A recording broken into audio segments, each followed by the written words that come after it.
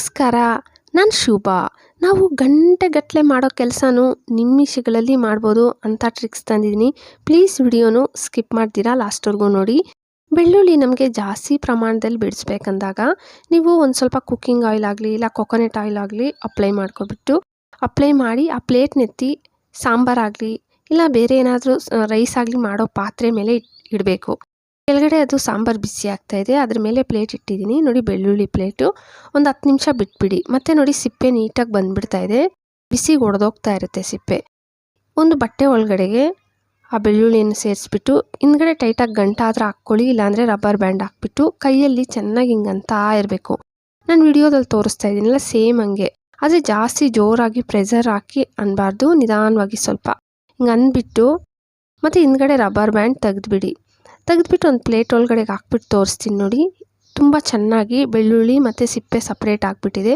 ಯಾವುದಾದ್ರೂ ಒಂದೊಂದು ಹೋಗಿರಲ್ಲ ಅಷ್ಟೇ, ಇನ್ನೆಲ್ಲ ನೀಟಾಗಿ ಸಿಪ್ಪೆ ಸಪ್ರೇಟ್ ಆಗಿಬಿಟ್ಟಿರುತ್ತೆ. ಈ ಟ್ರಿಕ್ಸಿಂದ ನಿಮಗೆ ಜಾಸ್ತಿ ಬೆಳ್ಳುಳ್ಳಿ ಇವಾಗ ಸಾಂಬಾರ್ಗೆ ಬೇಕು, ಇಲ್ಲ ನಾನ್ ವೆಜ್ ಏನಾದರೂ ಮಾಡೋವಾಗ ಜಾಸ್ತಿ ಬೇಕು, ಇಲ್ಲ ಬೆಳ್ಳುಳ್ಳಿ ಶುಂಠಿ ಪೇಸ್ಟ್ ಮಾಡ್ಕೊತಾ ಇದ್ದೀವಿ ನಮಗೆ ಬೆಳ್ಳುಳ್ಳಿ ಬೇಕನ್ನೋರು ಈ ಥರ ಒಂದು ಸತಿ ಟ್ರೈ ಮಾಡಿ ನೋಡಿ. ನಾನು ಇಷ್ಟೊಂದು ಬೆಳ್ಳುಳ್ಳಿ ಬಿಡಿಸ್ಕೊಂಡಿದ್ದೀನಿ. ಟ್ರೈ ಮಾಡಿದ್ರೆ ಅಂತೂ ಬಂದು ಕಮೆಂಟ್ ಹಾಕೋದು ಮರಿಬೇಡಿ. ವಿಡಿಯೋ ಇಷ್ಟ ಆಗ್ತಾಯಿದ್ರೆ ಪ್ಲೀಸ್ ಲೈಕ್ ಕೊಡಿ.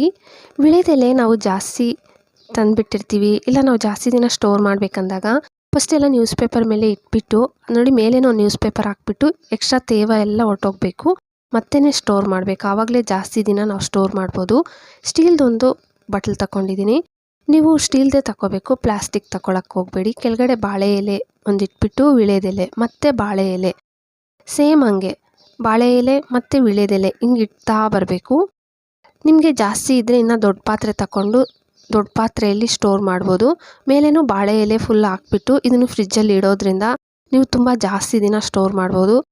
ಇಲ್ಲ ನಮ್ಮ ಮನೇಲಿ ಫ್ರಿಜ್ ಇಲ್ಲ ಅನ್ನೋರು ನೋಡಿ, ಈ ಥರ ಒಂದು ಬಟ್ಟೆ ತಗೊಂಡು ಸ್ವಲ್ಪ ತೇವ ಮಾಡ್ಕೊಂಡಿದ್ದೀನಿ, ಅದರೊಳಗಡೆ ವಿಳೆದೆಲೆ ಒಂದು ಸ್ವಲ್ಪ ಸಾಸಿವೆ ಚಿಮ್ಕರಿಸ್ಬಿಟ್ಟು ಇಡಿ. ನೀವು ಕಾಮನ್ನಾಗಿ ಇಡೋದಕ್ಕಿಂತ ಈ ಥರ ಒಂದು ಸ್ವಲ್ಪ ಸಾಸಿವೆ ಚಿಮ್ಕರಿಸಿ ಇಡೋದ್ರಿಂದ ಕೂಡ ವಿಳೆದೆಲೆ ಜಾಸ್ತಿ ದಿನ ಸ್ಟೋರ್ ಮಾಡ್ಬೋದು. ಮತ್ತು ಬಟ್ಟೆ ಮೇಲೇನೂ ಅಷ್ಟೇ ಸ್ವಲ್ಪ ತೇವ ಮಾಡ್ತಾ ಇರಬೇಕು. ಹಿಂಗೆ ಇಡೋದ್ರಿಂದ ನಾವು ಜಾಸ್ತಿ ದಿನ ಸ್ಟೋರ್ ಮಾಡ್ಬೋದು. ನಾವು ದೇವ್ರ ಪೂಜೆಗೆ ಬಳಸೋ ಉದ್ದದ ಬತ್ತಿ ಮಾಡೋ ಈಸಿ ಟ್ರಿಕ್ಸ್ ಹೇಳ್ಕೊಡ್ತಾ ಇದ್ದೀನಿ ನೋಡಿ. ನೀವು ಈ ಥರ ಚೇರ್ ತಗೋಬೇಕಾದ್ರೆ ಇದು ನೀವು ಬಳಸಿರಬಾರ್ದು, ನಾನು ಇದು ಬತ್ತಿ ಮಾಡೋಕ್ಕೆ ಮಾತ್ರ ಬಳಸ್ತೀನಿ. ಹತ್ತಿ ಅಷ್ಟೇ ಫಸ್ಟೇ ಅಗಲ ಮಾಡಿ ಒಂದು ಕಡೆ ನ್ಯೂಸ್ ಪೇಪರ್ ಮೇಲೆ ಹಂಗೆ ಇಟ್ಬಿಡ್ಬೇಕು. ನಿಮ್ಗೆ ಎಷ್ಟೆಷ್ಟು ಉದ್ದ ಬತ್ತಿ ಬೇಕಲ್ವ ಅಷ್ಟು ಉದ್ದದ್ದು.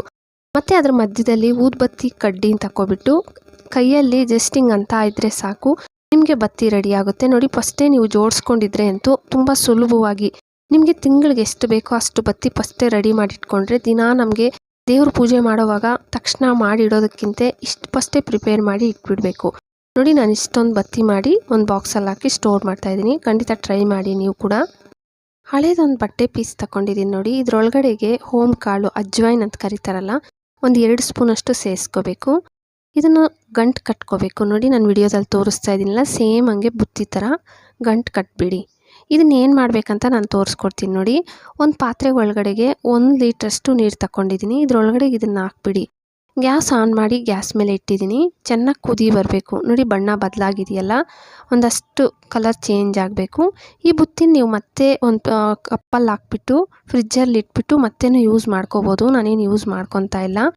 ಒಂದು ಟಬ್ ಒಳಗಡೆಗೆ ಮತ್ತೆ 1 ಲೀಟ್ರಷ್ಟು ತಣ್ಣೀರು ಸೇರಿಸಿದ್ದೀನಿ. ಮತ್ತು ಇದು ಬಿಸಿ ಬಿಸಿ ನೀರು ಸೇರಿಸ್ಬಿಡಿ. ನೀವು ಮುಟ್ಟು ನೋಡಬೇಕು, ಅಂದರೆ ಬಿಸಿ ಇದೆ, ನಿಮ್ಮ ಕಾಲು ಇಟ್ಕೊಳ್ಳೋ ಅಷ್ಟು ಬಿಸಿ ಇದ್ದರೆ ಸಾಕು.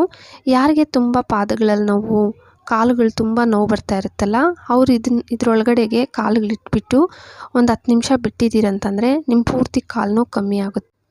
ಹೂವು ಅಷ್ಟೇ, ನೀವು ಜಾಸ್ತಿ ತಂದಾಗ ಸ್ಟೋರ್ ಮಾಡಬೇಕಂದ್ರೆ ನೀವು ದೇವ್ರ ಮನೆಯಲ್ಲಿ ಬೆಂಕಿ ಕಡ್ಡಿ ದೀಪ ಬೆಳಗ್ಸೋದಕ್ಕೆ ಬೆಂಕಿ ಕಡ್ಡಿ ಹಚ್ತಾ ಇರ್ತೀರಲ್ಲ, ಆ ಕಡ್ಡಿಗಳನ್ನೆಲ್ಲ ಹಂಗೆ ಸ್ಟೋರ್ ಮಾಡಬೇಕು.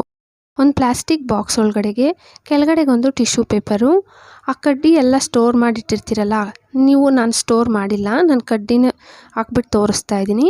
ಆ ಕಡ್ಡಿ ಸೇರಿಸೋದ್ರಿಂದ ಏನಿಲ್ಲ, ಎಕ್ಸ್ಟ್ರಾ ತೇವಾಂಶ ಎಲ್ಲ ಹೀರ್ಕೊಬಿಡುತ್ತೆ. ಅದರ ಮೇಲೆ ಹೂವು ಮತ್ತು ಮೇಲೆ ನ್ಯೂಸ್ ಪೇಪರ್ ಆಗಲಿ ಇಲ್ಲ ಟಿಶ್ಯೂ ಪೇಪರೆಲ್ಲ ಆಗಲಿ ಇಟ್ಬಿಟ್ಟು ಬಾಕ್ಸ್ ಮುಚ್ಚಳ ಹಾಕ್ಬಿಟ್ಟು ಫ್ರಿಜ್ಜಲ್ಲಿ ಇಡೋದ್ರಿಂದ ನೀವು 1 ತಿಂಗಳು ಸ್ಟೋರ್ ಮಾಡ್ಬೋದು. ಖಂಡಿತ ಟ್ರೈ ಮಾಡಿ. ವಿಡಿಯೋ ಇಷ್ಟ ಆಗ್ತಾಯಿದ್ರೆ ಅಂತೂ ಪ್ಲೀಸ್ ಲೈಕ್ ಕೊಟ್ಟು ಸಬ್ಸ್ಕ್ರೈಬ್ ಮಾಡಿಕೊಂಡು ನಿಮ್ಮ ಫ್ಯಾಮಿಲಿ ಫ್ರೆಂಡ್ಸ್ಗೆ ಶೇರ್ ಮಾಡಿ. Thank you friends.